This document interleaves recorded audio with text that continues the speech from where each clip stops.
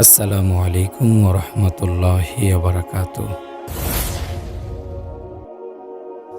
প্রিয় ভাই ও বোন আমার, মহান রব্বুল আলামিন কোরআনে কারিমে জাহান্নামের শাস্তি প্রদানের বিষয়গুলো বর্ণনা করেছেন। আবার জান্নাতের নিয়ামতসমূহের স্পষ্ট বিবরণ দিয়েছেন, সতর্ক করেছেন। ফলে কাফেররা আর অজুহাত দাঁড় করানোর সুযোগ থাকবে না। তবে এটা ঠিক, আল্লাহ তাআলার দয়া তার ক্রোধের চেয়ে অগ্রগামী, আল্লাহ তাআলার ক্ষমা তার শাস্তির চেয়ে অগ্রগামী। কিন্তু আল্লাহর ধরাও অত্যন্ত কঠিন, শাস্তি বড়ই যন্ত্রণাদায়ক। আল্লাহ তাআলা কোরআনে কারিমে বলেন, অতএব যারা কাফের তাদের জন্য আগুনের পোশাক তৈরি করা হয়েছে, তাদের মাথার ওপর ফুটন্ত পানি ঢেলে দেওয়া হবে, ফলে তাদের যা আছে তা এবং চামড়া গলে বের হয়ে যাবে। তাদের জন্য রয়েছে লোহার হাতুড়ি। আগুনে দগ্ধ হবার পর জাহান্নামীদের দেহের চামড়াগুলো পুড়ে যাবে। চামড়া হলো ব্যথা অনুভবের অন্যতম অঙ্গ, তাই পুনরায় দগ্ধ করতে শরীরে নতুন চামড়া গজাবে, আবার দগ্ধ করা হবে, এভাবেই চলতে থাকবে। আল্লাহ তাআলা কোরআনে বলেন, এতে সন্দেহ নেই যে আমার নিদর্শনসমূহের প্রতি যেসব লোক অস্বীকৃতি জ্ঞাপন করবে, আমি তাদেরকে আগুনে নিক্ষেপ করব।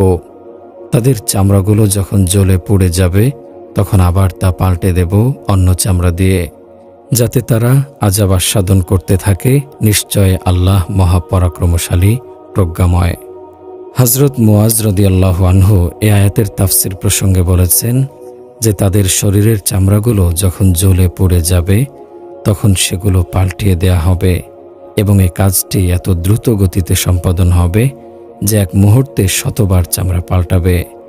হযরত হাসান বসরি রহমতুল্লাহি আলাইহি বলেন, আগুন তাদের চামড়াকে একদিনে ৭০,০০০ বার খাবে। যখন তাদের চামড়া খেয়ে ফেলবে, অমনি সেসব লোককে বলা হবে, তোমরা পূর্বাবস্থায় ফিরে যাও। সাথে সাথে সেগুলো পূর্বের মতো হয়ে যাবে। জাহান্নামীদের শিকল পরিয়ে আগুনে নিক্ষেপ করা হবে, টেনে নিয়ে যাওয়া হবে ফুটন্ত পানিতে। এরপর আগুনে জ্বালানো হবে। তাদেরকে চাবুক এবং লোহার গরম ও ভারী হাতুড়ি দিয়ে আঘাত করে দেহ ছিন্ন ভিন্ন করা হবে। তারপর তাদের দেহ পুনর্গঠন করা হবে এবং একইভাবে আঘাত করে চূর্ণ বিচূর্ণ করা হবে। আল্লাহ তাআলা কোরআনে কারিমে বলেন, নিশ্চয়ই আমার কাছে আছে শিকল ও অগ্নিকুণ্ড, গলগ্রহ হয়ে যায় এমন খাদ্য এবং যন্ত্রণাদায়ক শাস্তি। অন্য আয়াতে আল্লাহ তাআলা বলেন, যখন বেড়ি ও শৃঙ্খল তাদের গলায় পড়বে, তাদেরকে টেনে নিয়ে যাওয়া হবে ফুটন্ত পানিতে। এরপর তাদেরকে আগুনে জ্বালানো হবে। আল্লাহ বলেন, নিশ্চয় অপরাধীরা পথভ্রষ্ট ও বিকারগ্রস্ত। যেদিন তাদেরকে মুখে চিরে টেনে নেওয়া হবে জাহান্নামে, বলা হবে, অগ্নির খাদ্য আস্বাদন করো। এ সময় তাদের হাত পা বাঁধা থাকবে, যা তাদের যন্ত্রণাকে আরো বৃদ্ধি করবে। জাহান্নামীদের শরীরে ফুটন্ত পানি ঢেলে দেওয়া হবে, ফলে তাদের নাড়ি ভুঁড়ি ও পাকস্থলী গলে বিচ্ছিন্ন হয়ে যাবে। হযরত জাহ্হাক রহমতুল্লাহি আলাইহি বলেন, এই উত্তপ্ত পানি আসমান জমিন সৃষ্টির দিন থেকে ফুটানো হচ্ছে। জাহান্নামীদের পান করানোর পূর্ব পর্যন্ত তা অবিরাম ফুটানো হবে। এ পানি যখন তারা মুখের কাছে নেবে, তখন সে তা পছন্দ করবে না, পান করতে চাইবে না। যখন অপারগ হয়ে মুখের আরও কাছে নেবে, তখন মুখমণ্ডল ঝলসে যাবে। কোরআনে কারিমে আল্লাহ তাআলা বলেন, হাযা ফালিয়াযুকুহু হামিমুন ওয়া গাসসাক, তা ফুটন্ত পানি ও পুজ, অতএব তারা তা আস্বাদন করুক। আহমদ ও হাকিম বলেন, গাসসাক অর্থাৎ জাহান্নামের দুর্গন্ধময় পুজ এক বালতি পরিমাণ যদি দুনিয়াতে ঢেলে দেওয়া হয়, তবে সমগ্র জগৎ দুর্গন্ধময় হয়ে যাবে। হযরত ইবনে আব্বাস রাদিয়াল্লাহু আনহু এর মতে, গাসসাক হচ্ছে জাহান্নামের দুর্গন্ধময় পানি, যা কাফের ও অন্যান্যদের চামড়া বিগলিত হয়ে সৃষ্টি হয়। কোনো কোনো ব্যাখ্যায় আছে, গাসসাক হল জাহান্নামীদের পুজ। পরকালে কাফেররা যখন জাহান্নামের ভয়ঙ্কর আযাবসমূহ প্রত্যক্ষ করবে, তখন তারা চরম লজ্জিত ও অনুতপ্ত হবে, কিন্তু সেখানে তাদের অনুতাপ কোনো কাজে আসবে না। আল্লাহ তাআলা বলেন, বস্তুত যদি প্রত্যেক গুনাহগারের কাছে এত পরিমাণ থাকে যা আছে সমগ্র জমিনের মাঝে, তারা অবশ্যই সেগুলো নিজের মুক্তির বিনিময়ে দিতে চাইবে আর গোপনে গোপনে অনুতাপ করবে যখন আযাব দেখবে। বস্তুত তাদের জন্য সিদ্ধান্ত হবে ন্যায়সঙ্গত এবং তাদের উপর জুলুম হবে না। রাসূলুল্লাহ সাল্লাল্লাহু আলাইহি ওয়াসাল্লাম বলেন, কিয়ামতের দিন কাফেরকে সামনে এনে বলা হবে, তোমার যদি জমিন ভরা স্বর্ণভাণ্ডার থাকত, তুমি কি সেগুলো আজ তোমার মুক্তিপণ হিসেবে দিতে চাইতে? সে বলবে হ্যাঁ। তাকে বলা হবে, আমি তো দুনিয়াতে তোমার কাছে এর চেয়েও ক্ষুদ্র সামান্য বস্তু চেয়েছিলাম। অর্থাৎ দুনিয়াতে আল্লাহ তোমার কাছে ঈমান ও আল্লাহর একত্বাবাদের সত্যায়ন চেয়েছিলেন, একনিষ্ঠভাবে তারই ইবাদত কামনা করেছিলেন, যা তোমার জন্য অতি তুচ্ছ ও সহজ ছিল। আর তুমি তা না করে মিথ্যারোপ করেছ ও সত্য বিমুখ থেকেছ। সুতরাং আজ তোমার কোনো মুক্তিপণই গ্রহণ করা হবে না। আর যারা লোক দেখানোর উদ্দেশ্যে নিয়ে মানুষকে সৎ কাজের আদেশ দেয় অথচ নিজে গোপনে অসৎ কাজে লিপ্ত, তাদের জন্য রয়েছে লাঞ্ছনাকর শাস্তি। রাসূলুল্লাহ সাল্লাল্লাহু আলাইহি ওয়াসাল্লাম বলেন, কিয়ামতের দিন এক ব্যক্তিকে এনে জাহান্নামে নিক্ষেপ করা হবে। এরপর তার পেটের নাড়িভুঁড়ি বিচ্ছিন্ন হয়ে যাবে। গাধা যেমন চাকার পেছনে ঘুরতে থাকে, সেও তেমনভাবে এগুলোর পেছনে ঘুরতে থাকবে। জাহান্নামবাসী তার কাছে একত্রিত হয়ে বলবে, হে অমুক, তুমি কি সৎ কাজের আদেশ ও অসৎ কাজে নিষেধ করতে না? সে বলবে, হ্যাঁ করতাম, তবে নিজে তা পালন করতাম না। অন্যকে সৎ কাজের আদেশ ও অসৎ কাজে নিষেধ করে নিজে তাতে লিপ্ত হতাম। আরেক হাদিসে রাসূলুল্লাহ সাল্লাল্লাহু আলাইহি ওয়াসাল্লাম বলেন, আমি আমর বিন আমের খুজাইকে আগুনে তার নাড়িভুঁড়ি ছিঁড়ে ফেলতে দেখেছি। দুনিয়াতে সেই সর্বপ্রথম জন্তুসমূহ ছেড়েছিল। অর্থাৎ সে মূর্তির নামে পশু ছেড়ে দিত, কেউ তা ব্যবহার ও তাতে আরোহণ করতে পারত না। আমর বিন আমির খুজাই সর্বপ্রথমে জঘন্য কুসংস্কার চালু করে এবং মানুষ পরবর্তীতে তা অনুসরণ করতে শুরু করে। জাহান্নামের কঠিন আযাবের ফলে তার নাড়িভুঁড়ি ছিঁড়ে পড়বে এবং সে তার চারপাশে গাধার মতো ঘুরতে থাকবে। কাফের মুশরিকরা তাদের পূজ্য মূর্তি ও উপাস্যগুলোকে মহান মনে করত, তাদের নামে পশু বলি দিত, তাদের খুশি করতে জানমাল ব্যয় করত। তারা মনে করত এসব মূর্তিগুলো তাদের উপকার করতে পারবে। কিয়ামতের দিন আল্লাহ তাআলা তাদের সাথে তাদের পূজ্য উপাস্যদেরও জাহান্নামে নিক্ষেপ করবেন। তারা তো নিজেরাই মুক্ত হতে পারবে না, তাদের ইবাদতকারীদের কিভাবে মুক্ত করবে? কোরআনে কারিমে আল্লাহ তাআলা বলেন, অমোঘ প্রতিশ্রুতির সময় নিকটবর্তী হলে কাফেরদের চক্ষু উচ্চে স্থির হয়ে যাবে। হায় আমাদের দুর্ভাগ্য, আমরা এ বিষয়ে বেখবর ছিলাম, বরং আমরা গুনাহগারী ছিলাম। তোমরা এবং আল্লাহর পরিবর্তে তোমরা যাদের পূজা করো সেগুলো জাহান্নামের ইন্ধন, তোমরাই তাতে প্রবেশ করবে। এই মূর্তিরা যদি উপাস্য হতো তবে জাহান্নামে প্রবেশ করত না, প্রত্যেকেই তাতে চিরস্থায়ী হয়ে পড়ে থাকবে। তারা সেখানে চিৎকার করবে, সেখানে তারা কিছুই শুনতে পাবে না। এই আয়াতের ব্যাখ্যায় দুনিয়াতে কাফেররা যেসব মিথ্যা উপাস্যের পূজা করেছে, এ আয়াতে তাদের সবার জাহান্নামে প্রবেশের কথা বর্ণনা করা হয়েছে। এখানে প্রশ্ন হতে পারে যে অবৈধ ইবাদত তো হযরত ঈসা আলাইহিস সালাম ও হযরত উযাইর আলাইহিস সালাম ও ফেরেশতাদেরও করা হতো, এখন তারাও কি জাহান্নামে যাবেন? তাফসিরে কুরতুবীর এক রেওয়ায়েতে এ প্রশ্নের জবাব প্রসঙ্গে হযরত ইবনে আব্বাস রাদিয়াল্লাহু আনহু বলেন, কোরআনে পাকের একটি আয়াত সম্পর্কে অনেকে প্রশ্ন করে, কিন্তু আশ্চর্যের বিষয় এই যে এ সম্পর্কে আমাকে কেউ জিজ্ঞেস করে না। জানি না প্রশ্নের জবাব তাদের জানা আছে কিনা। না তারা সন্দেহের জবাবের প্রতি ভ্রুক্ষেপই করে না। কেউ কেউ আরজ করল, আপনি কোন আয়াতের কথা বলছেন? তিনি বললেন, আয়াতটি হলো এই, ইন্নাকুম ওয়া মা তা'বুদুনা মিন দুনিল্লাহি হাসাবা জাহান্নাম। অর্থাৎ তোমরা এবং আল্লাহ ব্যতীত তোমরা যাদের ইবাদত করো সবাই জাহান্নামের ইন্ধন হবে। এই আয়াত অবতীর্ণ হওয়ার পর কাফেরদের বিতৃষ্ণার অবধি থাকে না। তারা বলতে থাকে, এতে আমাদের উপাস্যদের চরম অপমান করা হয়েছে। তখন তারা তাদের কিতাবী আলেম ইবনে জাবারের কাছে গিয়ে এ বিষয়ে নালিশ করল। সে বলল, আমি সেখানে উপস্থিত থাকলে তাদেরকে এর সমুচিত জবাব দিতাম। কাফেররা জিজ্ঞেস করল, আপনি কি জবাব দিতেন? সে বলল, আমি বলতাম যে খ্রিস্টানরা হজরত ঈসা আলাইসাল্লামের এবং ইহুদিরা হজরত উজাইর আলাইসাল্লামের ইবাদত করে। তাদের সম্পর্কে হে মুহাম্মদ সাল্লাল্লাহু আলাইহি ওয়াসাল্লাম আপনি কি বলেন? নাউজুবিল্লাহ। তারাও কি জাহান্নামে যাবে? তার এ কথা শুনে কাফেররা খুব খুশি হলো যে বাস্তবিকই মুহাম্মদ সাল্লাল্লাহু আলাইহি ওয়াসাল্লাম এ কথার জবাব দিতে পারবে না। এই ঘটনার পরিপ্রেক্ষিতে আল্লাহ তাআলা এ আয়াত নাজিল করেন। আয়াতটি হলো, ইন্নাল্লাযীনা সাবাকাত লাহুম মিন্নাল হুসনা উলাইকা আনহা মুবাআদুন। অর্থাৎ যাদের জন্য আমার পক্ষ থেকে পুণ্য ও সুফল অবধারিত হয়ে গেছে তারা এই জাহান্নাম থেকে অনেক দূরে থাকবে। পরের আয়াত, লা ইয়াসমাউনা হাসিসাহা ওয়া হুম ফি মাশতাহাত আনফুসুহুম খালিদুন। তারা তার ক্ষীণতম শব্দ শুনবে না এবং তারা তাদের মনের বাসনা অনুযায়ী চিরকাল বসবাস করবে।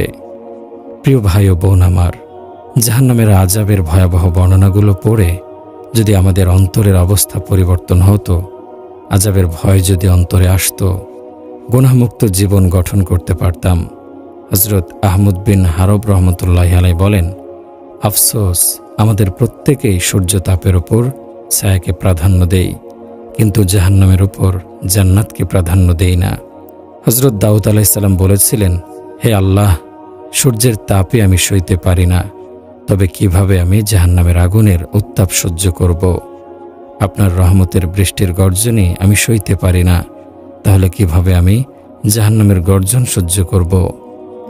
ইমাম গাজ্জালী রহমতুল্লাহি আলাইহি বলেন, হে মানুষ, পরকালীন ভয়াবহ আযাবসমূহকে মনে করো, গুনাহ থেকে বাঁচো, অবাধ্যতা থেকে ফিরে আসো, নেক কাজের দিকে অগ্রগামী হও। জেনে রেখো, আল্লাহ পাক জাহান্নাম ও তার যাবতীয় ভয়ঙ্কর আযাব যেমন সৃষ্টি করেছেন তাতে বিন্দুমাত্র কম বেশি হবে না। তাই এটা স্থিরকৃত চূড়ান্ত বিষয়। কোরআনে কারিমে আল্লাহ তাআলা বলেছেন, ইন্নাল আবরার লাফি নাঈম ওয়া ইন্নাল ফুজ্জার লাফি জাহিম। সৎকর্মশীল হলে জান্নাতবাসী আর অপকর্মকারীরা হবে জাহান্নামবাসী। অতএব তুমি নিজেকে এ আয়াতের সামনে ধরো, তোমার অবস্থান নির্ণয় করো।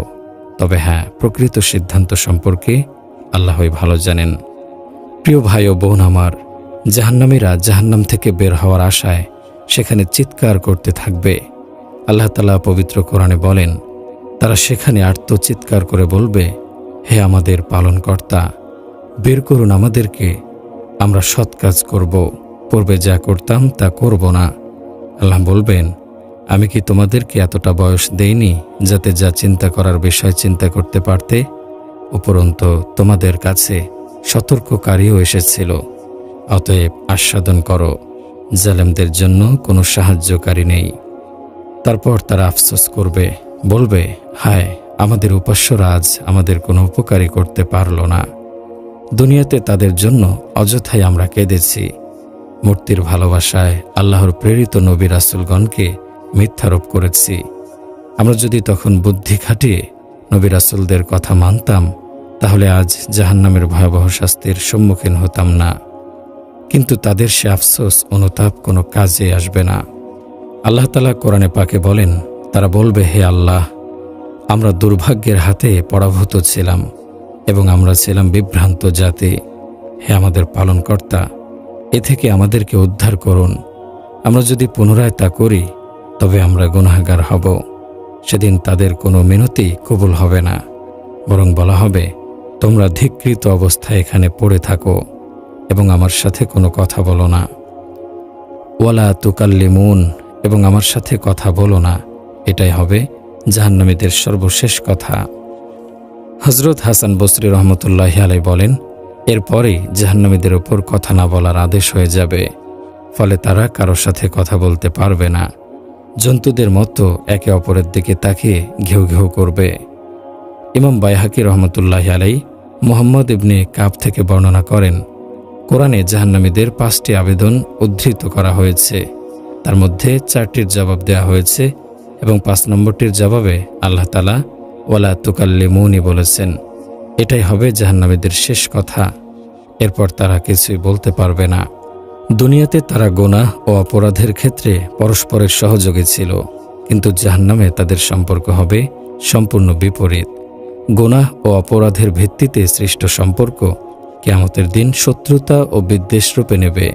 দুনিয়ার আপন ও অন্তরঙ্গ বন্ধু সেদিন চরম শত্রুতে পরিণত হবে। আল্লাহ তাআলা বলেন, এরপর কিয়ামতের দিন তোমরা একে অপরকে অস্বীকার করবে এবং একে অপরকে অভিশাপ দেবে। তোমাদের ঠিকানা জাহান্নাম এবং তোমাদের কোনো সাহায্যকারী নেই। পাপিষ্ঠ যখন দুনিয়ায় তাকে গুনাহে প্ররোচক বন্ধুকে দেখবে, তখন রাগে অগ্নিশর্মা হয়ে যাবে, একে অপরকে অভিশাপ করতে থাকবে, কারণ তার কারণে আজ তার এই পরিণতি। কিয়ামতের দিন গুনাহে নিমজ্জিত সকল অনুসারী তাদের অনুসরণকারীদের লানত করবে, একে অন্যকে তিরস্কার করবে। আল্লাহ তাআলা কোরআনে কারিমে বলেন, সবাই আল্লাহর সামনে দণ্ডায়মান হবে এবং দুর্বলেরা বড়দেরকে বলবে, আমরা তো তোমাদের অনুসারী ছিলাম, অতএব তোমরা আল্লাহর আযাব থেকে আমাদের কিছুমাত্র রক্ষা করবে কি? তারা বলবে, আল্লাহ যদি আমাদেরকে সৎপথ দেখাতেন তবে আমরা অবশ্যই তোমাদেরকে সৎপথ দেখাতাম। এখন তো আমরা ধৈর্যচ্যুত হই কিংবা সবর করি, সবই আমাদের জন্য সমান, আমাদের রেহাই নেই। যখন সব কাজের ফয়সালা হয়ে যাবে, তখন শয়তান বলবে, নিশ্চয়ই আল্লাহ তোমাদেরকে সত্য ওয়াদা দিয়েছিলেন এবং আমি তোমাদের সাথে ওয়াদা করেছি, অতঃপর তা ভঙ্গ করেছি। তোমাদের উপর তো আমার কোনো ক্ষমতা ছিল না, কিন্তু এতটুকু যে আমি তোমাদেরকে ডেকেছি, অতঃপর তোমরা আমার কথা মেনে নিয়েছ। অতএব তোমরা আমাকে ভৎসনা করো না এবং নিজেদেরকে ভৎসনা করো। আমি তোমাদের উদ্ধারে সাহায্যকারী নই এবং তোমরাও আমার উদ্ধারে সাহায্যকারী নও। ইতিপূর্বে তোমরা আমাকে যে আল্লাহর সাথে শরীক করেছিলে, আমি তা অস্বীকার করছি। নিশ্চয় যারা জালেম তাদের জন্য রয়েছে যন্ত্রণাদায়ক শাস্তি। আরেক আয়াতে আল্লাহ তাআলা বলেন, যেদিন আগুনে তাদের মুখমণ্ডল ওলট পালট করা হবে, সেদিন তারা বলবে, হায়, আমরা যদি আল্লাহর আনুগত্য করতাম ও রাসূলের আনুগত্য করতাম। তারা আরও বলবে, হে আমাদের পালনকর্তা, আমরা আমাদের নেতা ও বড়দের কথা মেনেছিলাম, অতঃপর তারা আমাদের পথভ্রষ্ট করেছিল। হে আমাদের পালনকর্তা, তাদেরকে দ্বিগুণ শাস্তি দিন এবং তাদের মহা অভিসম্পাত করুন। এই হলো পথভ্রষ্টদের পরকালীন অবস্থা, যারা দুনিয়াতে তাদের কথিত আদর্শবান ব্যক্তিদের অনুসারী ছিল, অন্যায় কাজে তাদের সাদৃশ্য অবলম্বন করত, ফলে নিজেরা গোমরাহ হওয়ার সাথে সাথে অনুসারীদেরকেও গোমরাহ করত। আল্লাহ ছাড়া দুনিয়াবী নানা মতবাদ গ্রহণ করত। অনুসারীরা তাদের পিতামাতার কথা মতো চলত না, পিতামাতার আনুগত্য থেকে বিমুখ থাকত, সন্তানদের দ্বীনী শিক্ষা থেকে বিরত রাখত, নামাজ আদায় ও রোজা পালনে অনীহা থাকত। সেদিন কিয়ামতের মহাবিচারের দিন সবার সকল অপরাধ প্রকাশ করা হবে। সেদিন সকল অনুসারী ও বড়রা তাদের মতবাদ গ্রহণকারীদের বলবে, আমরা তোমাদের দায় নেব না, নিজেরাই খুব বিপদে আছি। সকলেই সেদিন চরম অনুতপ্ত হবে। যেসব অপরাধের পরিণতি জাহান্নাম। ১. দুর্নীতিবাজ বিচারক। মানুষের মাঝে ন্যায় বিচার কার্যকর করার জন্য ইসলামী বিচার ব্যবস্থা আল্লাহ তাআলা নির্ধারণ করে দিয়েছেন। বান্দাগণকে ন্যায় বিচারের আদেশ দিয়েছেন। সুতরাং যে ব্যক্তি বিচার কার্যে দুর্নীতি করবে, অবিচার করবে, অন্যায়কে বিচারে জিতিয়ে দেবে, ঘুষ নিয়ে অসত্যকে সমর্থন করবে, অবশ্যই সে জাহান্নামে নিজের ঠিকানা নির্ধারণ করবে। রাসূলুল্লাহ সাল্লাল্লাহু আলাইহি ওয়াসাল্লাম বলেন, বিচারক বৃন্দ ৩ দলে বিভক্ত, এর মধ্যে ১ দল জান্নাতি এবং ২ দল জাহান্নামী। যে বিচারক ন্যায় জেনে তদনুযায়ী রায় দিয়েছে, সে জান্নাতে যাবে, আর যে বিচারক সত্য জেনে অবিচার করেছে, সে জাহান্নামে যাবে। যে বিচারক না জেনে না বুঝে বিচার করেছে, সেও জাহান্নামে যাবে। ২. জাল হাদিস বর্ণনা। যারা জাল হাদিস বর্ণনা করে তা আল্লাহর রাসূলের বাণী বলে প্রচার করে, এটি অত্যন্ত গর্হিত কাজ ও চরম অপরাধ। এ ধরনের অপরাধের শাস্তি অনেক ভয়াবহ। জাল হাদিস বর্ণনার দ্বারা শরীয়তের মাসআলা মাসাইলে গরমিল দেখা দেয়। ধর্মীয় গুরুত্বপূর্ণ বিষয়গুলো নিয়ে মানুষ বিভ্রান্ত হয়। এ কারণেই রাসূলুল্লাহ সাল্লাল্লাহু আলাইহি ওয়াসাল্লাম এ ধরনের গর্হিত অপরাধীকে জাহান্নামের প্রতিশ্রুতি দিয়েছেন। রাসূলুল্লাহ সাল্লাল্লাহু আলাইহি ওয়াসাল্লাম বলেছেন, আমার নামে মিথ্যা বলো না, যে আমার নামে মিথ্যা বলবে অবশ্যই সে জাহান্নামে প্রবেশ করবে। ৩. খুন হত্যা। এটি একটি জঘন্য অপরাধ। হাসরের দিন সর্বপ্রথম মানুষের রক্তের ফয়সালা করা হবে। হত্যাকারী চরম বিপর্যয়ের সম্মুখীন হবে। আল্লাহ তাআলা হত্যাকারীকে লানত করেছেন। কোরআনে কারিমে আল্লাহ তাআলা বলেন, ওমান ইয়াকতুল মুমিনা মুতাআম্মিদান ফাজাযাউহু জাহান্নামু খালিদান ফিহা ওয়া গাদিবাল্লাহু আলাইহি ওয়া লাআনাহু ওয়া আ'আদ্দা লাহু আযাবান আযীমা। যে ব্যক্তি স্বেচ্ছাক্রমে মুসলমানকে হত্যা করে তার শাস্তি জাহান্নাম, তাতেই সে চিরকাল থাকবে। আল্লাহ তার প্রতি ক্রুদ্ধ হয়েছেন, তাকে অভিসম্পাত করেছেন এবং তার জন্য ভীষণ শাস্তি প্রস্তুত রেখেছেন। রাসূলুল্লাহ সাল্লাল্লাহু আলাইহি ওয়াসাল্লাম বলেন, সকল জিন ইনসান যদি একজন মুমিনকে হত্যা করতে মনস্থ করে তবে সকলকেই আল্লাহ জাহান্নামে নিক্ষেপ করবেন। হত্যাকারী ও হত্যার আদেশদাতার জন্য আল্লাহ তাআলা জান্নাত হারাম করেছেন। 4. সুদ হারাম। ইসলাম একটি পূর্ণাঙ্গ জীবন বিধান। ধর্মীয়, সামাজিক, অর্থনৈতিক, মোট কথা সব বিষয়ের সুস্পষ্ট নির্দেশনা ইসলামে বিদ্যমান। এর মধ্যে একটি হল সুদ নিষিদ্ধ হওয়া। আল্লাহ তাআলা কোরআনে সুদ ভক্ষণ কঠোরভাবে নিষিদ্ধ করেছেন। রাসূলুল্লাহ সাল্লাল্লাহু আলাইহি ওয়াসাল্লামও সুদের ব্যাপারে সতর্ক করেছেন। কোরআনে কারিমে আল্লাহ তাআলা বলেন, আল্লাহ তাআলা ক্রয় বিক্রয় হালাল করেছেন এবং সুদ হারাম করেছেন। এরপর যার কাছে তার পালনকর্তার পক্ষ থেকে উপদেশ এসেছে এবং সে বিরত হয়েছে, পূর্বে যা হয়েছে তা তার ব্যাপারে সে আল্লাহর উপর নির্ভরশীল। আর যারা পুনরায় সুদ নেয় তারাই জাহান্নামে যাবে, তারা সেখানে চিরকাল অবস্থান করবে। রাসূলুল্লাহ সাল্লাল্লাহু আলাইহি ওয়াসাল্লাম বলেন, তোমরা 7টি ধ্বংসাত্মক কাজ থেকে বেঁচে থাকো। সকলে জিজ্ঞাসা করলেন, সেগুলো কি? আল্লাহর রাসূল সাল্লাল্লাহু আলাইহি ওয়াসাল্লাম বললেন, আল্লাহর সঙ্গে শিরক, জাদু, অন্যায়ভাবে আল্লাহর নিষিদ্ধ পন্থায় কোনো মানুষকে হত্যা করা ও সুদ ভক্ষণ। 5. অন্যের সম্পদ জবরদখল। আল্লাহ তাআলা পবিত্র কোরআনে বলেন, হে ঈমানদারগণ, তোমরা একে অপরের সম্পদ অন্যায়ভাবে গ্রাস করো না। কেবল তোমাদের পরস্পরের সম্মতিক্রমে যে ব্যবসা করা হয় তা বৈধ। আর তোমরা নিজেদের কাউকে হত্যা করো না। নিঃসন্দেহে আল্লাহ তাআলা তোমাদের প্রতি দয়ালু। আর যে কেউ সীমালঙ্ঘন কিংবা জুলুমের বশবর্তী হয়ে এরূপ করবে তাকে খুব শীঘ্রই আগুনে নিক্ষেপ করা হবে। এটা আল্লাহর পক্ষে খুবই সহজ সাধ্য। 6. জালেমদের পক্ষে অবস্থানকারী। জুলুম ও অবিচার যারা করে তাদের পরিণাম খুবই ভয়াবহ হবে। আল্লাহ তাআলা নিজে জুলুম করেন না, আর বান্দাদের উপরও তা নিষিদ্ধ করেছেন। অতএব কারো ওপর জুলুম করা, জালেমের পক্ষ অবলম্বন করা মারাত্মক অপরাধ। কোরআনে কারিমে আল্লাহ তাআলা বলেন, আর পাপিষ্ঠদের প্রতি ঝুঁকবে না, নতুবা তোমাদেরকেও আগুন স্পর্শ করবে। আর আল্লাহ ব্যতীত তোমাদের কোনো বন্ধু নেই, অতএব কোথাও সাহায্য পাবে না। এই আয়াতের ব্যাখ্যায় মুফাসসিরগণ বলেন, পাপ পঙ্কিলতায় লিপ্ত হওয়াকে তো সবাই ইহকাল ও পরকালের জন্য ক্ষতিকর বলে বিশ্বাস করেই। অধিকন্তু পাপিষ্ঠদের প্রতি সামান্য ঝুঁকে পড়া ও আকৃষ্ট হওয়া, আস্থা বা মৌন সম্মতি জ্ঞাপন করাও সমান অপরাধ। 7. বেপর্দা নারী। অশ্লীলতা ও বেহায়াপনা সমাজে অনৈতিক কর্মকাণ্ড উস্কে দেয়। সমাজে বিশৃঙ্খলা সৃষ্টি হয়।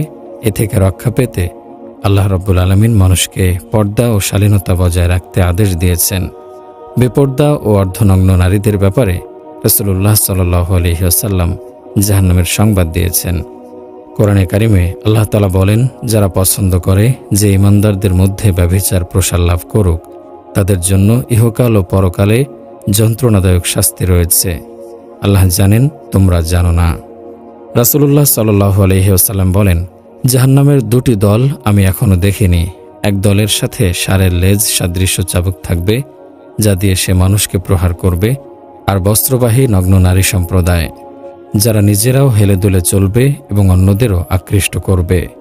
তাদের মাথা এক পেশে লম্বা স্কন্দ বিশিষ্ট উষ্ট্রের কুজোর মতো হবে। জান্নাত তো দূরের কথা, জান্নাতের সুঘ্রাণও তারা পাবে না, অথচ জান্নাতের সুঘ্রাণ তো এত দূর থেকে অনুভব করা যায়। 8. আত্মহত্যা। আত্মহত্যা একটি চরম অপরাধ। যে কোনো পন্থায় মানুষ আত্মহত্যা করুক তা কবিরা গুনাহ হিসেবে বিবেচিত হবে। রাসূলুল্লাহ সাল্লাল্লাহু আলাইহি ওয়াসাল্লাম বলেন, যে ব্যক্তি ছুরি দিয়ে আত্মহত্যা করবে, জাহান্নামে সে অনন্তকাল ছুরি দিয়ে নিজের পেটে ছুরিকাঘাত করতে থাকবে। যে বিষপানে আত্মহত্যা করবে, জাহান্নামে সে অনন্তকাল বিষপান করতে থাকবে। যে পর্বত চূড়া থেকে লাফিয়ে পড়ে আত্মহত্যা করবে, জাহান্নামে সে অনন্তকাল আগুনে নিপতিত হতে থাকবে। 9. দুনিয়া হাসিলের জন্য ইলম অর্জন। ইখলাস ও সুন্নাতের প্রকৃত অনুসরণই হল ইবাদত কবুল হওয়ার মূল শর্ত। দ্বীন ইলম অর্জন অন্বেষণ হল সর্বোৎকৃষ্ট আমল। তা হল রাসূলুল্লাহ সাল্লাল্লাহু আলাইহি ওয়াসাল্লামের রেখে যাওয়া সম্পদ এবং মুমিনদের জন্য পরকালীন রাহবার ও হেদায়েতের পথ। সততা ও আমলে পরিণত করার দ্বারা তা বৃদ্ধি পায়। কিন্তু যদি এই ইলম অন্বেষণ ও অর্জনে দুনিয়াবী যশ খ্যাতির উদ্দেশ্য হয়, তাহলে সে অবশ্যই ক্ষতিগ্রস্তদের অন্তর্ভুক্ত। রাসূলুল্লাহ সাল্লাল্লাহু আলাইহি ওয়াসাল্লাম বলেন, কেবল আল্লাহর জন্য যে জ্ঞান অর্জন করা হয়, তা যদি দুনিয়ার তুচ্ছ লাভের আশায় কেউ অর্জন করে, তবে কিয়ামতের দিন সে জান্নাতের সুঘ্রাণও পাবে না। 10. অহংকারী। অহংকার ও আত্মম্ভরিতা এ দুটি মানুষের মন্দ চরিত্রাবলীর মধ্যে অন্যতম এবং এর পরিণতি খুবই মারাত্মক। অভিশপ্ত ইবলিশ থেকে সর্বপ্রথম যে গুনাহটি প্রকাশ হয়েছিল তা হল অহংকার, যার ফলশ্রুতিতে সে আল্লাহ তাআলার অভিশপ্ত হয়ে জমিন ও আসমানের সর্বত্র লাঞ্ছিত ও ধিক্কৃত হয়েছে, স্থান করে নিয়েছে জাহান্নামে। রাসূলুল্লাহ সাল্লাল্লাহু আলাইহি ওয়াসাল্লাম হাদিসে কুদসি বর্ণনা করতে গিয়ে বলেন, আল্লাহ বলেন, অহংকার হলো আমার চাদর, মহত্ব হলো আমার আঁচল। এ দুটির মধ্যে কোনো একটি নিয়ে কেউ যদি টানাটানি করে, আমি তাকে জাহান্নামে নিক্ষেপ করব। আর এক হাদিসে আছে, অহংকারী ও দাম্ভিকদেরকে মানব আকৃতি বজায় রেখে ক্ষুদ্র ক্ষুদ্র পিপীলিকার আকারে হাসরের ময়দানে উত্থিত করা হবে। সর্বদিক থেকে তাদের ওপর লাঞ্ছনার বাণ নিক্ষিপ্ত হতে থাকবে। তাদেরকে জাহান্নামীদের জখম ও ফোড়ার পৌঁজ ও দুর্গন্ধময় রক্তপান করানো হবে। 11. বেনামাজির শাস্তি। নামাজ সমস্ত ইবাদতের মধ্যে শ্রেষ্ঠতম এবং অপরিসীম গুরুত্বপূর্ণ ইবাদত। আল্লাহ তাআলা মুমিনদের নামাজের প্রতি আহ্বান করেছেন। এতে রয়েছে সর্বপ্রকার আমল ও জিকির। সুতরাং নামাজের মাধ্যমে আল্লাহ তাআলার ইবাদত করা মূলত সর্ববিধ ইবাদতের স্বাদ গ্রহণ করা। কোরআনে কারিমে আল্লাহ তাআলা বলেছেন, আল্লাযীনা ইউমিনুনা বিল গায়বি ওয়া ইউকিমুনাস সালাতা ওয়া মিম্মা রাযাকনাহুম ইউনফিকুন। আর যারা অদেখা বিষয়ের উপর বিশ্বাস স্থাপন করে এবং নামাজ প্রতিষ্ঠা করে, আর আমি তাদেরকে যে রিজিক দান করেছি তা থেকে ব্যয় করে। তিরমিজি শরীফে বর্ণিত আছে, সাহাবায়ে কেরামগণ যাবতীয় আমলের মধ্যে একমাত্র নামাজ ব্যতীত অন্য কোনো আমল ত্যাগ করাকে কুফরি বলে মনে করতেন না। রাসূলুল্লাহ সাল্লাল্লাহু আলাইহি ওয়াসাল্লাম বলেন, কুফর ও ঈমানের মধ্যে পার্থক্য হয় নামাজের দ্বারা। সুতরাং যে নামাজ ত্যাগ করল সে শিরক করল। তাবরানী শরীফে বর্ণিত হয়েছে, যার আমানতদারি নাই তার পূর্ণ ঈমান নাই, আর যার নামাজ নেই তার দিন বলতে কিছু নেই। বস্তুত দিনের জন্য নামাজের গুরুত্ব এমন যেমন শরীরের জন্য মাথার গুরুত্ব। হযরত আবু দারদা রাদিয়াল্লাহু আনহু থেকে বর্ণিত, তিনি বলেন, রাসূলুল্লাহ সাল্লাল্লাহু আলাইহি ওয়াসাল্লাম আমাকে নসিহত করেছেন, আল্লাহর সাথে কাউকে শরীক করো না, এমনকি যদি তোমাকে কেটে খণ্ড বিখণ্ড করে দেওয়া হয় বা আগুনে জ্বালানো হয় অথবা শলিতে চড়ানো হয়। ফরজ নামাজ ত্যাগ করো না। যে ব্যক্তি ইচ্ছাকৃত নামাজ ত্যাগ করবে তার বিষয়ে আমার কোনো দায়িত্ব থাকবে না। মদ পান করো না, কারণ তা সকল পাপাচারের মূল। হযরত ইবনে আব্বাস রাদিয়াল্লাহু আনহু এর শেষ বয়সে চোখের দৃষ্টি কমে গিয়েছিল। তখন চিকিৎসক বলল, আপনি যদি কয়েকদিনের জন্য নামাজ থেকে বিরত থাকতেন তবে আমরা আপনার চিকিৎসা সেরে ফেলতাম। এ কথা শুনে হযরত আব্দুল্লাহ ইবনে আব্বাস রাদিয়াল্লাহু আনহু বললেন, যে নামাজ ত্যাগ করবে কিয়ামতের দিন সে আল্লাহ তাআলার সঙ্গে এমন অবস্থায় সাক্ষাৎ করবে যে আল্লাহ তাআলা তার উপর খুবই রাগান্বিত থাকবেন। তাবরানী শরীফে বর্ণিত হয়েছে, কিয়ামতের দিন সর্বপ্রথম বান্দাকে যে বিষয়ে জিজ্ঞেস করা হবে তা হবে নামাজ। নামাজের হিসাব নিকাশে যদি তাকে সঠিক পাওয়া যায় তবে সে কামিয়াব, আর যদি নামাজের বিষয়ে কোনো গলত থাকে তবে সে ক্ষতিগ্রস্ত ও ধ্বংসপ্রাপ্ত হবে। কোরআনে কারিমে আল্লাহ তাআলা বলেন, আনিল মুজরিমিন মা সালাকাকুম ফি সাকর ক্বালু লাম নাকু মিনাল মুসাল্লিন ওয়া লাম নাকু নুতঈমুল মিসকিন ওয়া কুন্না নাখুদু মাআল খাইদিন। অপরাধীদের সম্পর্কে বলবে, তোমাদেরকে কিসে জাহান্নামে দাখিল করেছে? তারা বলবে, আমরা নামাজ পড়তাম না, অভাবগ্রস্তকে আহার দিতাম না, আমরা সমালোচকদের সাথে সমালোচনা করতাম। অর্থাৎ যারা ইসলামকে বিলুপ্ত করার চেষ্টায় রত ছিল তাদের সাথে আমরাও ছিলাম। বেনামাজির শাস্তি সম্পর্কে হাদিসে বলা হয়েছে, কিয়ামতের দিন বেনামাজির মুখমণ্ডলে নিম্নোক্ত 3টি বাক্য লেখা থাকবে, যথা, ওহে আল্লাহর হক ধ্বংসকারী, ওহে আল্লাহর ক্রোধে নিপতিত, তুমি যেরূপ আল্লাহর হক নষ্ট করেছ আজকে এরূপ আল্লাহর দয়া ও রহমত থেকে বঞ্চিত থাকো। অপর এক সূত্রে বর্ণিত আছে, হাসরের মাঠে 3টি শাস্তি বেনামাজিকে দেওয়া হবে। 1, অত্যন্ত কঠিনভাবে তার হিসাব নেওয়া হবে। 2, বেনামাজি আল্লাহ তাআলার ক্রোধে পতিত হবে। 3, বহু অপমানে তাকে জাহান্নামে নিক্ষেপ করা হবে। বর্ণিত আছে, রাসূলুল্লাহ সাল্লাল্লাহু আলাইহি ওয়াসাল্লাম একদা সাহাবায়ে কেরামগণকে বললেন, তোমরা আল্লাহ তাআলার দরবারে এই মর্মে দোয়া করো, আল্লাহুম্মা লা তাদাউ ফিনা শাকিয়্যাও ওয়ালা মাহরুমান। আয় আল্লাহ, আমাদের মধ্যে কাউকে হতভাগা ও বঞ্চিত করো না। তারপর রাসূলুল্লাহ সাল্লাল্লাহু আলাইহি সাল্লাম নিজেই জিজ্ঞেস করলেন, তোমরা কি জানো হতভাগা ও বঞ্চিত কারা? সাহাবায়ে কেরামগণ বললেন, আল্লাহ ও আল্লাহর রাসূলই ভালো জানেন। রাসূলুল্লাহ সাল্লাল্লাহু আলাইহি সাল্লাম বললেন, তারিকাস সলাতি মাহরুমুন ও শাকিয়ুন, নামাজ ত্যাগকারী ব্যক্তি হতভাগা ও বঞ্চিত। হাদিসে বর্ণিত আছে, কিয়ামতের দিন সর্বপ্রথম বেনামাজি লোকদের চেহারা কৃষ্ণ বর্ণ ধারণ করবে। জাহান্নামে লামলাম নামক উপত্যকা আছে, সেখানে অসংখ্য সাপ রয়েছে। প্রত্যেকটি সাপ উটের ঘাড়ের মতো মোটা এবং 1 মাসের দূরত্ব পর্যন্ত লম্বা হবে। এগুলো বেনামাজিকে দংশন করতে থাকবে, যার বিষ 70 বছর পর্যন্ত উথলে উঠতে থাকবে। ফলে তাদের দেহ বিবর্ণ হয়ে যাবে। নামাজ আল্লাহ তাআলার হক, তারা কেবল আল্লাহর ইবাদত করবে, তার সঙ্গে কাউকে শরিক করবে না।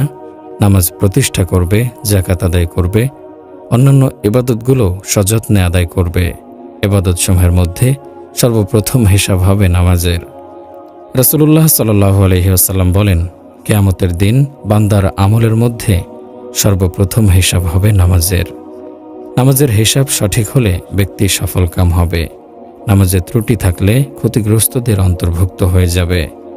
তবে যদি সামান্য ঘাটতি থাকে, তবে প্রতিপালক বলবেন, দেখো বান্দার কোনো নফল নামাজ বা নফল ইবাদত আছে কিনা, থাকলে সেগুলো দিয়ে ফরজ নামাজের ক্ষতিগুলো পূরণ করা হবে। এরপর অন্য সব আমলের হিসাব হবে। তাই আসুন আমরা নামাজের ব্যাপারে যত্নবান হই। কোরআনে কারিমে আল্লাহ তাআলা বলেন, ফাওয়াইলুল লিল মুসাল্লিন আল্লাযিনা হুম আন সালাতিহিম সাহুন। অতএব বড় সর্বনাশ ওই সকল নামাজের জন্য যারা নিজেদের নামাজকে ভুলে থাকে। হযরত সাদ ইবনে আবি ওয়াক্কাস রাদিয়াল্লাহু আনহু থেকে বর্ণিত, তিনি বলেন, আমি উক্ত আয়াতের মর্ম রাসূলুল্লাহ সাল্লাল্লাহু আলাইহি ওয়াসাল্লামকে জিজ্ঞেস করেছিলাম। তিনি বলেছেন, এরা হলো ওই সব লোক যারা নির্ধারিত সময় পার করে নামাজ পড়ে। হযরত মুসআব ইবনে সাদ রাহমাতুল্লাহি আলাইহি বলেন, উক্ত আয়াত সম্পর্কে আমি আমার পিতাকে জিজ্ঞেস করেছিলাম, নামাজের ভুল ভ্রান্তি বা এদিকে সেদিক চিন্তা করা থেকে তো আমরা কেউ মুক্ত নই, তাহলে আমরাও কি সেই পর্যায়ে পড়ব? জবাবে তিনি বললেন, আয়াতের অর্থ এই নয়, বরং এই আয়াতে ওই সব লোকদের কথা বলা হয়েছে যারা নামাজের নির্ধারিত সময় পার করে দেয়। ওয়াইলুন দ্বারা কঠিন শাস্তি বোঝানো হয়েছে। তাবরানী ও ইবনে হিব্বানে বর্ণিত হয়েছে, একদা রাসূলুল্লাহ সাল্লাল্লাহু আলাইহি ওয়াসাল্লাম নামাজ প্রসঙ্গে বলছেন, যে ব্যক্তি নামাজ হেফাজত করবে, কিয়ামতের দিন সেই নামাজ তার জন্য জ্যোতি, প্রমাণ ও মুক্তিস্বরূপ হবে। আর যে ব্যক্তি এর হেফাজত করবে না, তার জন্য তা জ্যোতি, প্রমাণ ও মুক্তিস্বরূপ হবে না। সুতরাং কিয়ামতের দিন সে কারুন, ফেরাউন, হামান ও উবাই বিন খালফের সাথে উঠবে। অপর এক বর্ণনা এসেছে, যে ব্যক্তি ইচ্ছা করে নামাজ ত্যাগ করবে, আল্লাহ তাআলা তার নাম জাহান্নামের দরজায় লিখে দেবেন, যা দিয়ে সে প্রবেশ করবে। আল্লাহ তাআলা আমাদের সবাইকে প্রকৃত নামাজি হওয়ার তৌফিক দান করুন, আমিন। জাহান্নামে যারা চিরস্থায়ী অনন্ত অসীমকাল অবস্থান করবে, তারা হলো কাফের ও মুশরিক সম্প্রদায়। আল্লাহ তাআলা বলেন, আর যারা কুফরি করেছে তাদের জন্য রয়েছে জাহান্নামের আগুন। তাদেরকে মৃত্যুর আদেশও দেয়া হবে না যে তারা মরে যাবে, এবং তাদের শাস্তিও লাঘব করা হবে না।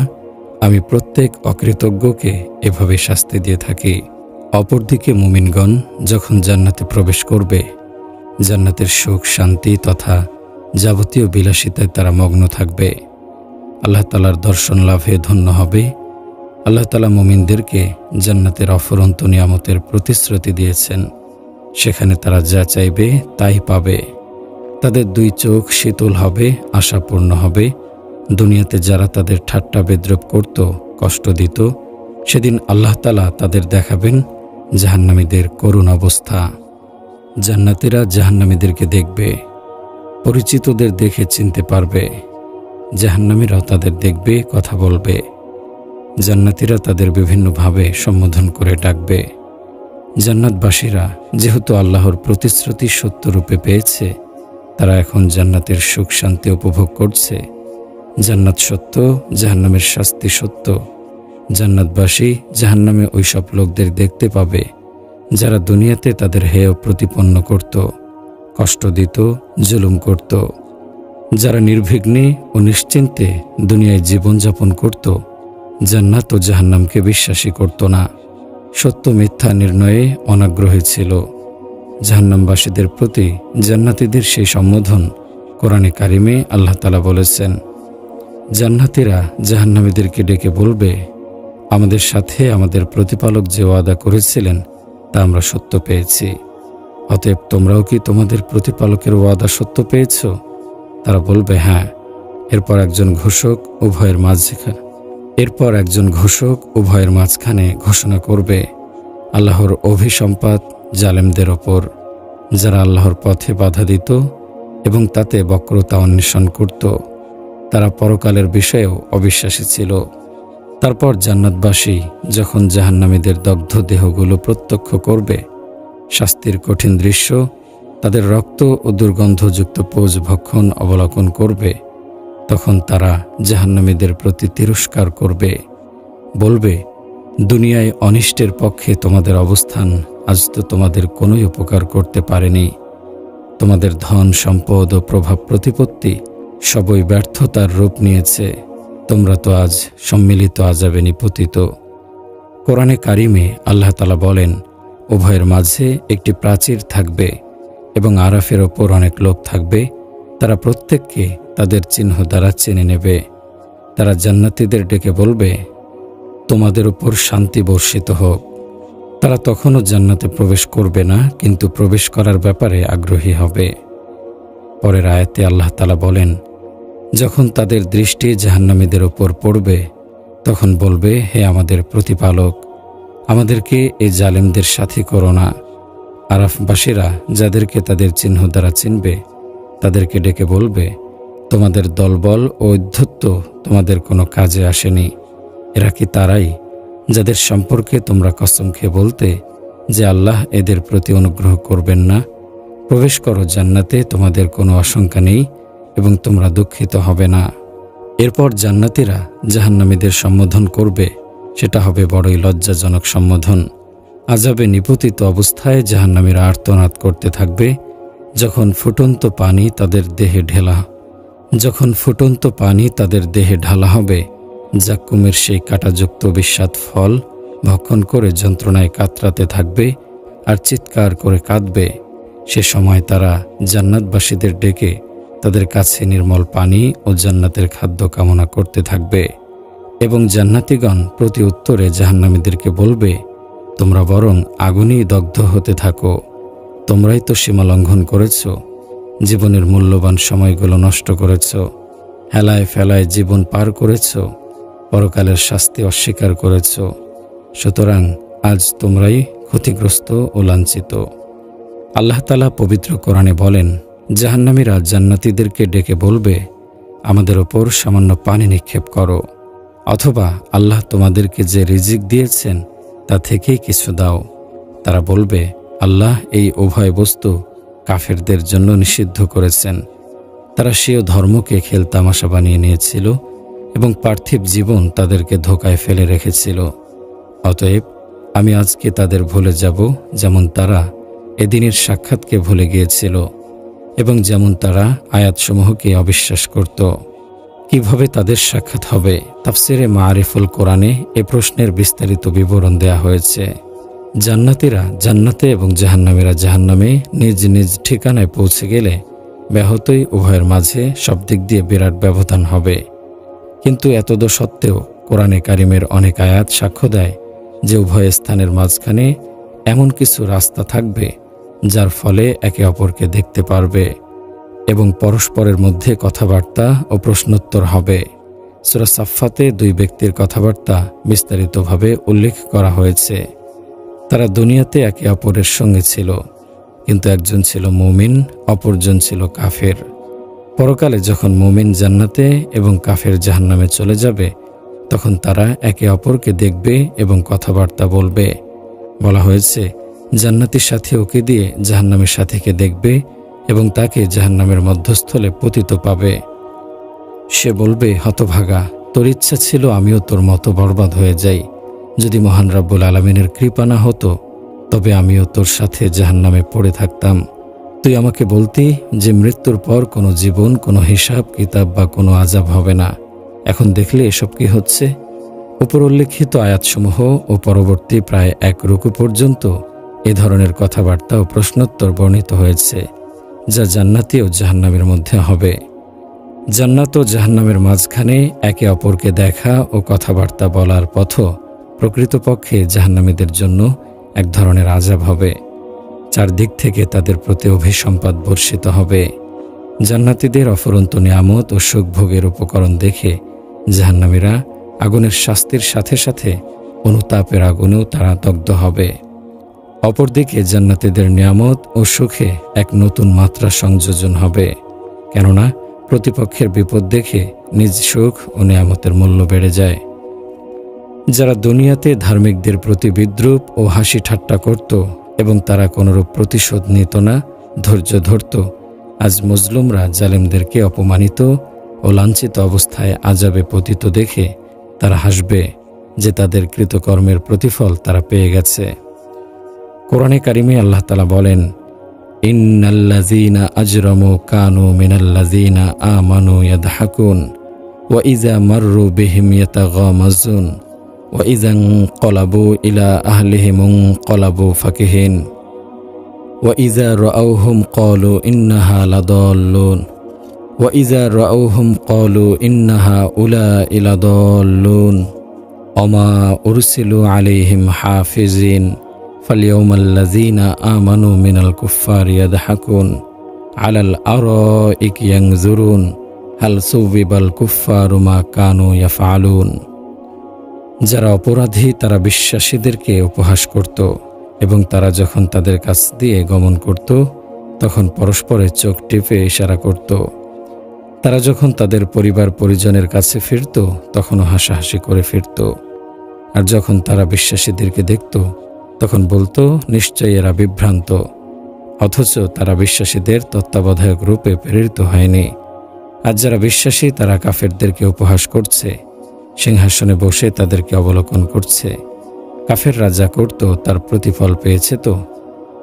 আরাফ কি ও আরববাসী কারা? কিছু লোক এমনও থাকবে যারা জাহান্নাম থেকে তো মুক্তি পাবে, কিন্তু তখনও জান্নাতে প্রবেশ করবে না, তবে জান্নাতে প্রবেশের অপেক্ষায় থাকবে। তাদেরকেই আরাফবাসী বলা হয়। তাফসীরবিদগণ বলেন, হাশরের ময়দানে 3টি দল হবে। 1, সুস্পষ্ট কাফের ও মুশরিক, এদের পুলসিরাতে চলার প্রশ্নই আসে না, এর আগেই জাহান্নামের দরজা দিয়ে ভিতরে ঢুকিয়ে দেওয়া হবে। 2, মুমিনদের দল, তাদের সাথে ঈমানের আলো থাকবে।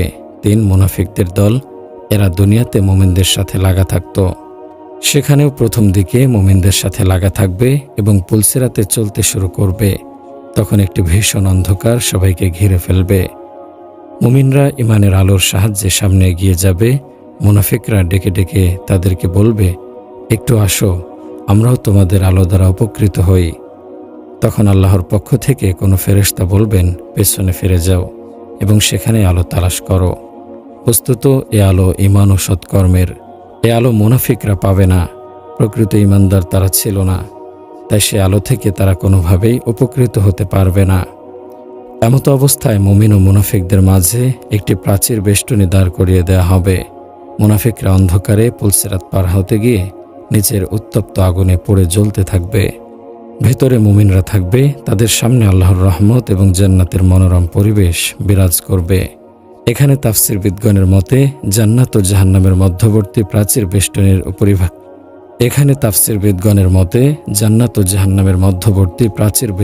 উপরিভাগ উপরিভাগকে আরাফ বলা হয়। প্রিয় ভাই ও বোন আমার, আসুন জীবনের কৃতকর্মগুলোর হিসাব নেই। সময় তো চলে যাচ্ছে, তাওবার সময় হয়তো পাবেন না। কখন মৃত্যু এসে পড়ে, কি উপায় হবে যদি গুনাহগার অবস্থায় তাওবা ছাড়াই মরে যাই? আমি তো বরবাদ হয়ে যাব। অন্তরকে অন্ধকার মুক্ত করুন, আযাবের ভয়ে ক্রন্দন করতে শিখুন। অনুতপ্ত হৃদয় আল্লাহ পছন্দ করেন। অনুতাপকারী ব্যক্তি আল্লাহর রহমতের আশা করতে পারে, কিন্তু হঠকারী ব্যক্তি যেন আল্লাহর গজবের প্রতীক্ষায় থাকে। একদিন না একদিন আমলনামা হাতে অবশ্যই আসবে এবং দুনিয়ায় যা করেছ তার সবই সেখানে লিপিবদ্ধ থাকবে, বাদ যাবে না কিছুই। দিবা রাত্রির প্রতিটা মুহূর্ত আপন গতিতে দ্রুত পার হয়ে যাচ্ছে। অতএব শীঘ্রই পরকালের প্রস্তুতি নাও। আমলের দিকে বেগবান হও। গাফলতি করে সময় পার করে দিও না, কারণ মৃত্যু এমন এক বস্তু যা আকস্মাৎ এসে উপস্থিত হবে, তখন করার কিছুই থাকবে না। হে গাফেল, ক্ষণস্থায়ী দুনিয়ার সাজ সামানের মোহে ধোঁকাগ্রস্ত। যে স্থান ত্যাগ করে তোমাকে চলে যেতে হবে তার চিন্তা পরিত্যাগ করো। যে স্থানে তোমাকে অনন্তকাল থাকতে হবে সে স্থানের চিন্তামগ্ন হও। ভেবে দেখো সে ভয়ঙ্কর বিপদসমূহের কথা। মনে রেখো, আল্লাহ পাক জাহান্নামের ভয়ঙ্করতাসমূহ যেমন সৃষ্টি করেছেন তাতে তিল মাত্র কম বেশি হবে না। এটা স্থিরকৃত চূড়ান্ত বিষয়। তো আসুন আমরা অনুতপ্ত হৃদয়ে গুনাহগুলোর জন্য তাওবা করি। তাওবা আল্লাহ পছন্দ করেন। বান্দার তাওবায় আল্লাহ খুশি হন। হযরত আদম ও হাওয়া আলাইহিস সালাম আল্লাহ তাআলার রহমত ও অনুগ্রহ থেকে নিরাশ না হয়ে তাৎক্ষণিকভাবে তাওবা, লজ্জা ও অনুতাপ প্রকাশ করেছিলেন। তাদের দোয়া ছিল, রব্বানা যালামনা আনফুসানা ওয়া ইল্লাম তাগফির লানা ওয়া তারহামনা লানাকুনান্না মিনাল খাসিরিন। হে আমাদের পালনকর্তা, আমরা নিজেদের উপর জুলুম করেছি। যদি আপনি আমাদেরকে ক্ষমা না করেন এবং আমাদের প্রতি অনুগ্রহ না করেন তবে আমরা অবশ্যই ধ্বংস হয়ে যাব। মহান রব্বুল আলামিন আমাদেরকে দুনিয়া ও আখিরাতের সকল প্রকার আযাব গজব থেকে হেফাজত করুন, আমিন। জাহান্নাম থেকে বাঁচার আমল। প্রিয় ভাই ও বোন আমার, জাহান্নামের ভয়াবহতার বর্ণনা তো আমরা জেনেছি। কোন গুনাহের কারণে জাহান্নামের আযাব হবে তাও জেনেছি। আল্লাহ তাআলা জান্নাত ও জাহান্নাম সৃষ্টি করে উভয়ের বৈশিষ্ট্য বলে দিয়েছেন। জান্নাতের পথ বলে দিয়েছেন, আবার জাহান্নামের আযাব থেকে বাঁচার উপায়ও বলে দিয়েছেন। আল্লাহ তাআলা জোর করে কারো ওপর কিছু চাপিয়ে দেন না। আল্লাহ তাআলা সবকিছু পরিষ্কারভাবে বলে দিয়েছেন। হেদায়েতের পথ বলে দিয়েছেন, শিখিয়েছেন, উৎসাহ দিয়েছেন। সতর্ককারীগণের মাধ্যমে সতর্ক করেছেন। একদিকে কুফরি চিরস্থায়ী জাহান্নামের উপকরণ, অপরদিকে ঈমান ও সৎকর্ম জাহান্নাম থেকে মুক্তির মাধ্যম। এ কারণে মুমিনগণ আল্লাহ তাআলার কাছে ঈমানের ওসিলা দিয়ে জাহান্নাম থেকে আশ্রয় প্রার্থনা করে। কোরআনে কারিমে আল্লাহ তাআলা বলেন, আল্লাযীনা ইয়াকুলুনা রব্বানা ইন্নানা আমান্না ফাগফির লানা যুনুবানা ওয়া কিনা আযাবান নার। যারা বলে, হে আমাদের পালনকর্তা, আমরা ঈমান এনেছি, কাজেই আমাদের গুনাহ ক্ষমা করে দাও আর আমাদেরকে জাহান্নামের আযাব থেকে রক্ষা করো। আল্লাহ ব্যতীত কোনো উপাস্য নেই এবং মুহাম্মদ সাল্লাল্লাহু আলাইহি ওয়াসাল্লাম আল্লাহর রাসূল, এ কথার সাক্ষ্য দেয়া ঈমানের লক্ষণ। এটি জান্নাতের চাবিকাঠি। এটি আল্লাহর রজ্জু এবং আল্লাহর প্রদর্শিত সরল পথ। এটি ইসলামের প্রধান শর্ত, শান্তিময় ধর্মের প্রবেশ পথ, জাহান্নাম থেকে মুক্তির প্রধান উপায়। রাসূলুল্লাহ সাল্লাল্লাহু আলাইহি ওয়াসাল্লাম বলেন, যে ব্যক্তি সাক্ষ্য দেবে যে আল্লাহ ছাড়া কোনো উপাস্য নেই এবং মুহাম্মদ সাল্লাল্লাহু আলাইহি ওয়াসাল্লাম আল্লাহর রাসূল, তার উপর আল্লাহ তাআলা জাহান্নামকে নিষিদ্ধ করে দেবেন। আল্লাহ ও তার রাসূলকে ভালোবাসলে জাহান্নাম থেকে মুক্তি। মুহাব্বত হলো হৃদয় সম্পৃক্ত একটি বিষয়, যা দ্বারা বান্দা আল্লাহর নৈকট্য লাভ করে। আল্লাহ ও আল্লাহর রাসূলের মুহাব্বতের অর্থ হলো ইবাদত ও ইতায়াত তথা আল্লাহর দাসত্ব ও বন্দেগী করা এবং হযরত মুহাম্মদ সাল্লাল্লাহু আলাইহি ওয়াসাল্লামের আনুগত্য ও অনুসরণ করা। যে কোনো ব্যক্তি আল্লাহ ও তার রাসূলকে ভালোবাসবে, অবশ্যই সে আল্লাহর সন্তুষ্টি অর্জনে মনোনিবেশ করবে। এক ব্যক্তি রাসূলুল্লাহ সাল্লাল্লাহু আলাইহি ওয়াসাল্লামকে জিজ্ঞেস করল, কিয়ামত কবে? উত্তরে রাসূলুল্লাহ সাল্লাল্লাহু আলাইহি ওয়াসাল্লাম বলেছিলেন, সেজন্য তুমি কি প্রস্তুতি নিয়েছ? সে বলল, কিছুই না, তবে আমি আল্লাহ ও তার রাসূলকে ভালোবাসি। রাসূলুল্লাহ সাল্লাল্লাহু আলাইহি ওয়াসাল্লাম বললেন, তুমি তোমার ভালোবাসা পোষণকৃতদের সঙ্গেই থাকবে। হযরত আনাস রাদিয়াল্লাহু আনহু বলেন, এ কথা শুনে আমরা সেদিন এত খুশি হয়েছিলাম যে ইতিপূর্বে কোনো দিনই এত খুশি হইনি। হযরত আনাস রাদিয়াল্লাহু আনহু বলেন, আমি ভালোবাসি প্রিয় নবীজিকে, আবু বকর ও ওমরকে। তাদের মতো আমল না করতে পারলেও ভালোবাসা পোষণকারী হিসেবে তাদের সঙ্গে থাকব বলে আশা রাখি। দান সদকা জাহান্নাম থেকে মুক্তির উপকরণ। উৎকৃষ্ট আমল হলো দান, যা মানুষকে পবিত্র করে, রহমত ও বরকত বৃদ্ধি করে। রাসূলুল্লাহ সাল্লাল্লাহু আলাইহি ওয়াসাল্লাম বলেন, কিয়ামতের দিন তোমাদের প্রত্যেকের সাথে আল্লাহ তাআলা কথা বলবেন, মাঝখানে কোনো দুভাষী থাকবে না। তখন বান্দা ডান দিকে তাকিয়ে তার কৃতকর্ম দেখতে পাবে, বাম দিকে তাকিয়েও কৃতকর্ম দেখতে পাবে, সামনের দিকে তাকিয়ে জাহান্নাম দেখতে পাবে। সুতরাং খেজুরের একটি অংশ দিয়ে হলেও তোমরা জাহান্নাম থেকে বাঁচো। আর এক হাদিসে বর্ণিত হয়েছে, রাসূলুল্লাহ সাল্লাল্লাহু আলাইহি ওয়াসাল্লাম বলেন, একটি খেজুরের টুকরা দিয়ে হলেও যদি কেউ জাহান্নাম থেকে বাঁচতে পারে, সে যেন তাই করে। রাসূলুল্লাহ সাল্লাল্লাহু আলাইহি ওয়াসাল্লাম দান সদকার প্রতি উৎসাহ দিয়েছেন। সম্পদ কম হলেও দানে অবহেলা করতে নেই, কারণ তা জাহান্নাম থেকে মুক্তির উপকরণ। রোজা জাহান্নাম থেকে মুক্তির প্রতিশ্রুতি। রোজা একটি গুরুত্বপূর্ণ ইবাদত। রোজাদারগণকে আল্লাহ তাআলা জাহান্নাম থেকে মুক্তির প্রতিশ্রুতি দিয়েছেন। রাসূলুল্লাহ সাল্লাল্লাহু আলাইহি ওয়াসাল্লাম বলেন, রোজা হলো জাহান্নাম থেকে মুক্তির ঢাল, ঠিক যেমন তোমরা যুদ্ধক্ষেত্রে আত্মরক্ষার জন্য ঢাল ব্যবহার করো। রোজার ফজিলত সম্পর্কে কোরআন ও হাদিসের বহু জায়গায় গুরুত্ব আরোপ করা হয়েছে। আমলের দিক থেকে রোজা যেমন অত্যাবশ্যকীয়, তেমনিভাবে আকীদাগতভাবেও মাহে রমজানের রোজার ফরজিয়াতের প্রতি ঈমান রাখা অপরিহার্য। সুতরাং এ ফরজিয়াতের অস্বীকারী ব্যক্তি কাফের। পবিত্র কোরআনে আল্লাহ তাআলা বলেন, ইয়া আইয়ুহাল্লাযীনা আমানু কুতিবা আলাইকুমুস সিয়ামু কামা কুতিবা আলাল্লাযীনা মিন ক্বাবলিকুম লাআল্লাকুম তাত্তাকুন। হে ঈমানদারগণ, তোমাদের উপর রোজা ফরজ করা হয়েছে যেরূপ ফরজ করা হয়েছিল তোমাদের পূর্ববর্তীগণের উপর, যাতে তোমরা পরহেজগার হতে পারো। রাসূলুল্লাহ সাল্লাল্লাহু আলাইহি ওয়াসাল্লাম বলেন, যখন রমজান মাসের প্রথম রাত উপস্থিত হয়, জান্নাতের সব দরজা খুলে দেওয়া হয় এবং পূর্ণ মাস ব্যাপী একটি দরজাও বন্ধ করা হয় না। আল্লাহ তাআলা একজন ঘোষককে হুকুম প্রদান করেন, সেই মর্মে ঘোষণা দেয়, হে পুণ্যের আশাবাদী, অগ্রসর হও, হে অমঙ্গলকামী, দূর হও। আরও ঘোষণা দেয়, আছে কোনো ক্ষমা প্রার্থী, তাকে ক্ষমা করা হবে। আছে কোনো প্রার্থনাকারী, তার প্রার্থনা কবুল করা হবে। আছে কোনো তওবাকারী, তার তওবা কবুল করা হবে। সকাল পর্যন্ত এই আহ্বান অব্যাহত থাকে। প্রতি রাত্রে আল্লাহ তাআলা 10 লক্ষ গুনাহগার ব্যক্তিকে মুক্তি দান করেন, ইফতারের সময় যাদের জন্য জাহান্নাম অপরিহার্য হয়ে গিয়েছিল। জামাতে নামাজ আদায়। পবিত্র কোরআনে আল্লাহ তাআলা বলেন, নিঃসন্দেহে তারাই আল্লাহর মসজিদ আবাদ করবে, যারা ঈমান এনেছে আল্লাহর প্রতি ও শেষ দিনের প্রতি এবং কায়েম করেছে নামাজ ও আদায় করে যাকাত, আর আল্লাহ ব্যতীত আর কাউকে ভয় করে না। অতএব আশা করা যায় তারা হেদায়েত প্রাপ্তদের অন্তর্ভুক্ত হবে।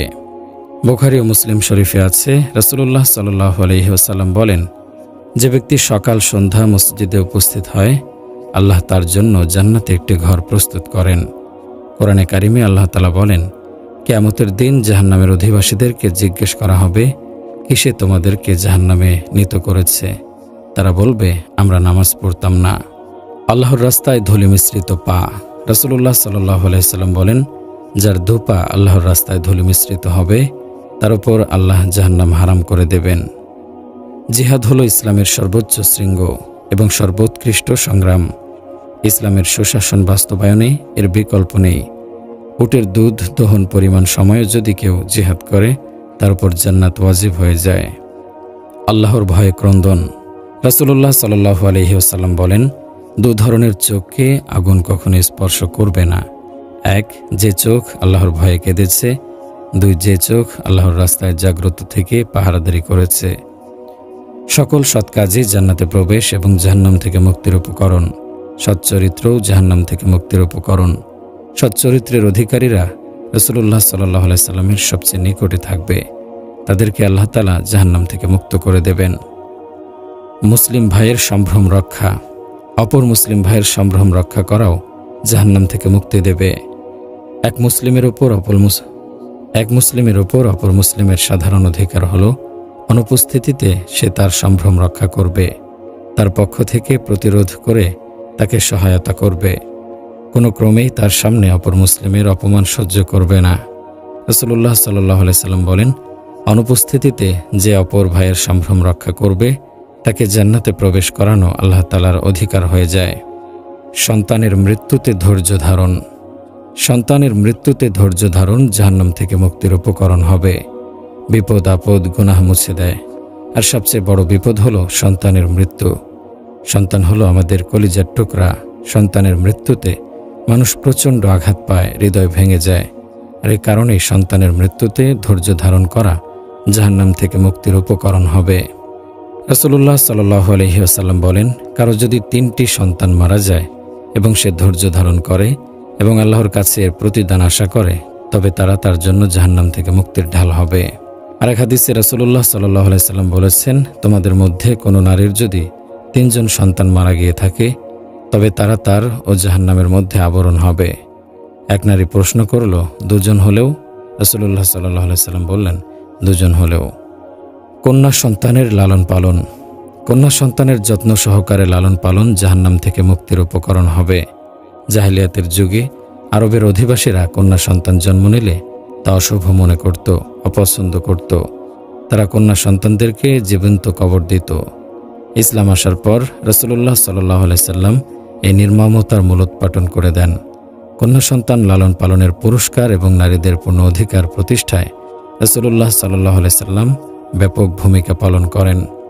রাসূলুল্লাহ সাল্লাল্লাহু আলাইহি ওয়াসাল্লাম বলেন, যার 3টি কন্যা সন্তান আছে, অথবা 3 বোন আছে, অথবা 2 বোন আছে বা 2 কন্যা আছে, এবং সে তাদের ব্যাপারে আল্লাহকে ভয় করেছে এবং উত্তম রূপে তাদের লালন পালন করেছে এবং বিবাহ দিয়েছে বা মৃত্যুবরণ করেছে, কিয়ামতের দিন তারা তার জন্য জাহান্নাম থেকে বাঁচার আবরণ হবে। সাহাবায়ে কেরামগণ রাসূলুল্লাহ সাল্লাল্লাহু আলাইহি সাল্লামের নিকট প্রায় জাহান্নাম থেকে মুক্তির বিষয়ে জিজ্ঞেস করতেন। হযরত আবু যর রাদিয়াল্লাহু আনহু বলেন, আমি জিজ্ঞেস করলাম, হে আল্লাহর রাসূল, কোন কাজ বান্দাকে জাহান্নাম থেকে মুক্তি দেবে? রাসূলুল্লাহ সাল্লাল্লাহু আলাইহি সাল্লাম বললেন, আল্লাহর প্রতি ঈমান আনয়ন। বললাম, হে আল্লাহর রাসূল, ঈমানের সাথে আমলও তো লাগবে।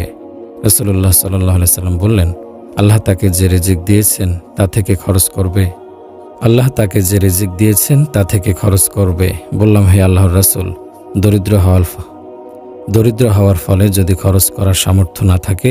রাসূলুল্লাহ সাল্লাল্লাহু আলাইহি সাল্লাম বললেন, তবে সৎ কাজের আদেশ ও অসৎ কাজ থেকে নিষেধ করবে। বললাম, অপারগ হওয়ার কারণে যদি সৎ কাজের আদেশ এবং অসৎ কাজ থেকে নিষেধ না করতে পারে? রাসূলুল্লাহ সাল্লাল্লাহু আলাইহি সাল্লাম বললেন, নির্বোধের জন্য উপকারী কিছু করবে। বললাম, যদি সে নিজেই নির্বোধ হয়, ফলে কোনো উপকার না করতে পারে? রাসূলুল্লাহ সাল্লাল্লাহু আলাইহি সাল্লাম বললেন, তবে মজলুমকে সহায়তা করবে। বললাম, যদি দুর্বল হওয়ার কারণে সে মজলুমের সহায়তা করতে না পারে? রাসূলুল্লাহ সাল্লাল্লাহু আলাইহি সাল্লাম বললেন, তুমি দেখছি তোমার সাথীর জন্য কোনো কল্যাণী অবশিষ্ট রাখছ না, যার দ্বারা সে মানুষের কষ্ট দূর করবে। বললাম, হে আল্লাহর রাসূল, এগুলো করলে কি সে জান্নাতে প্রবেশ করবে? রাসূলুল্লাহ সাল্লাল্লাহু আলাইহি সাল্লাম বললেন, কোনো মুসলিম যদি উপরোক্ত কোনো একটি বৈশিষ্ট্য আঁকড়ে ধরে, কিয়ামতের দিন ওই বৈশিষ্ট্যই তাকে হাত ধরে জান্নাতে প্রবেশ করিয়ে দেবে। আসুন পরকালের প্রস্তুতি নেই। প্রিয় ভাই ও বোন আমার, পরকালের প্রস্তুতি নেওয়া আমাদের জীবনের লক্ষ্য হোক। দুনিয়ার জীবন মাত্র কয়েকদিনের। শৈশব, কৈশোর, যৌবনের পর বার্ধক্য, এভাবেই সাজানো সবকিছু। দুনিয়ার সব ঐশ্বর্য কয়েকদিনের জন্য ব্যবহার করতে দেওয়া হয়েছে। আমরা যদি সঠিকভাবে এর ব্যবহার করি, তবে আল্লাহ তাআলা আমাদের নিয়ামত আরও বাড়িয়ে দেবেন। দুনিয়াতে যদি আমরা দৃষ্টির সংরক্ষণ করি, তবে পরকালে আল্লাহ তাআলা আমাদের এমন দৃষ্টিশক্তি দেবেন যে দৃষ্টি দিয়ে আমরা রব্বুল আলামিনকে দেখতে পাব, নবীদের চেহারা দেখতে পাব। দুনিয়াতে যদি আমরা আল্লাহ তাআলার সামনে আমাদের কপাল নত করি, তবে কিয়ামতের দিন আল্লাহ তাআলা আমাদের মাথায় সম্মানের টুপি পরাবেন।